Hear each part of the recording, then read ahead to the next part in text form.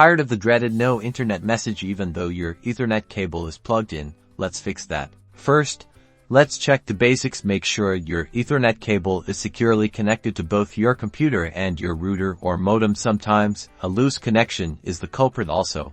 If possible, try a different Ethernet cable. Next, head to your Windows settings, click on Network and Internet. Now select Ethernet here.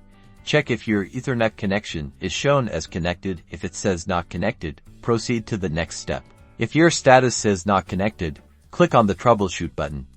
Let Windows diagnose and automatically attempt to repair, which will give you solutions for the issue on the screen. Follow any on-screen prompts. Still no luck?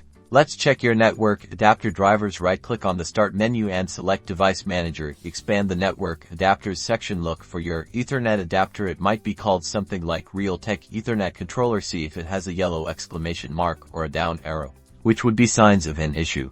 If there's an issue, you can try these steps first. Right-click on the adapter and select Disable Device. Then right-click again and choose Enable Device to refresh it. Still no luck? Right-click again, select Update Driver, and choose to automatically search for drivers. In some cases, a network reset can resolve the problem. Head to your Windows settings, and under Network and Internet, look for and click the Advanced Network Settings. Find the Network Reset. Windows will ask you to confirm. This will reset your network settings to default, which can eliminate configuration issues. By walking through these steps, you should be able to diagnose and resolve most Ethernet connection issues in Windows 11, restoring your wired internet. Don't forget to like the video if it helped, and subscribe for more tech tips.